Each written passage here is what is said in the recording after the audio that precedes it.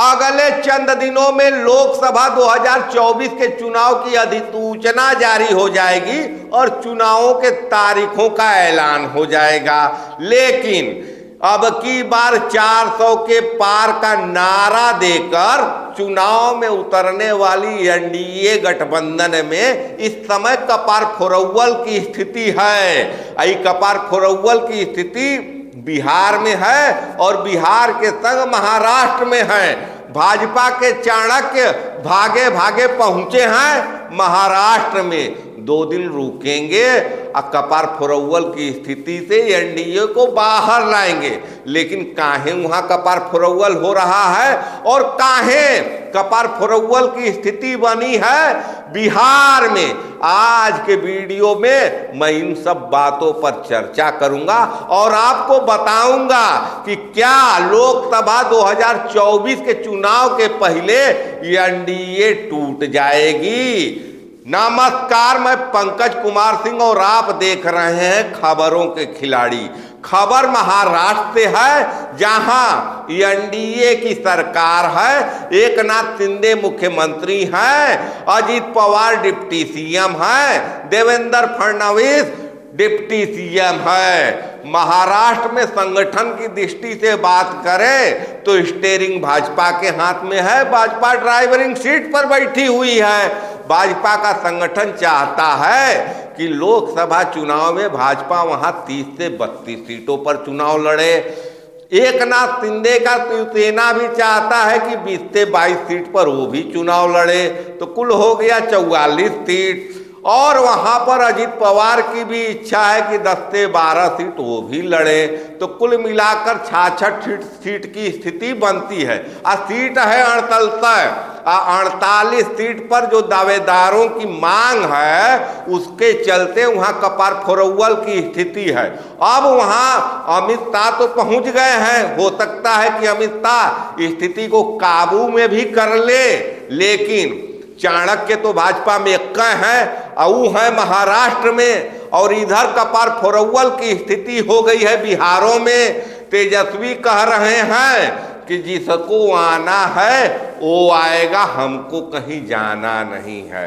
सवाल था चिराग पासवान को लेकर, तो का चिराग पासवान तेजस्वी के कहने पर, बुलावे पर का एनडीए गठबंधन छोड़ने जा रहे हैं, इंडिया में आने जा रहे हैं? सियासत में बड़ा सवाल चल रहा है और सवाल चिराग पासवान को लेकर नहीं चल रहा है, सवाल चल रहा है उपेंद्र कुशवाहा को भी लेकर। और उससे तो चिराग पासवान खुद को मोदी जी का हनुमान बोलते हैं, लेकिन मोदी जी को हनुमान से ज्यादा भरोसा जामवंत पर है। और बिहार में मोदी के जामवंत हैं नीतीश कुमार, जो 19 साल से पलटी मार मार कर मुख्यमंत्री की पद पर बैठे हुए हैं और 25 तक मुख्यमंत्री बने रहे और उसके बाद भी एक आध कार्यकाल और मिल जाए, इसके लिए वो कभी राजद में जाते हैं, कभी भाजपा के साथ जाते हैं। लेकिन अब कह रहे हैं कि अब हम गलती नहीं करेंगे, अब हम एनडीए में ही रहेंगे।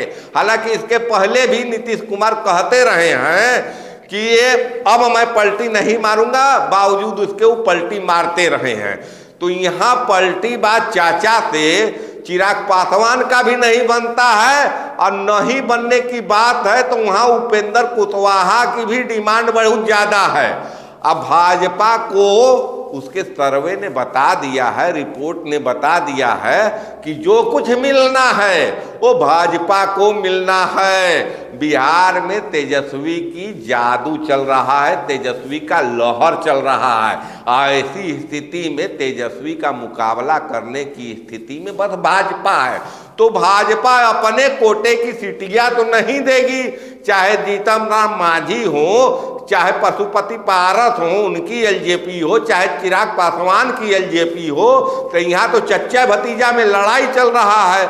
अब चाणक्य बैठ गए हैं महाराष्ट्र में, तो बिहार की गुत्थी गणित कौन सुलझाएगा। अब एक और नयका चाणक्य भाजपा को पैदा करना होगा, क्योंकि पलटी मार मार कर जो सरकारें बन रही हैं राज्यों में, तो उनको मैनेज करने के लिए अब भाजपा को एक नहीं 2-4 ठो चाणक्य चाहिए। काहे की स्थिति मध्य प्रदेश में खराब होने जा रही है। वहां केपी यादव थे, अब पिछले चुनाव में गुना में ज्योतिराज सिंधिया को हरा दिए थे।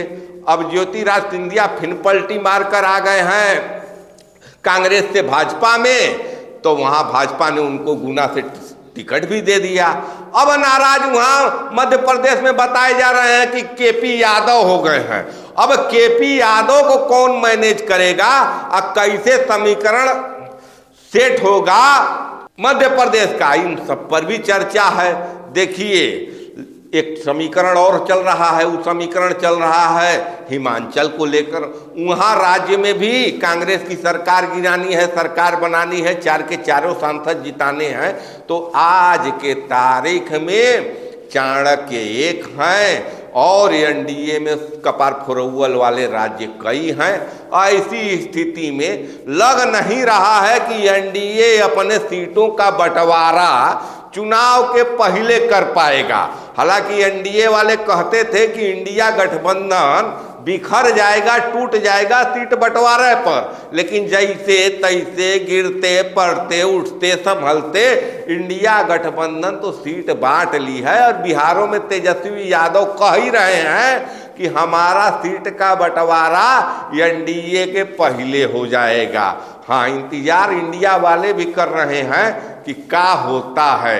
का वहाँ से तेजस्वी निकल कर आएंगे, उपेंद्र कुशवाहा निकल कर आएंगे।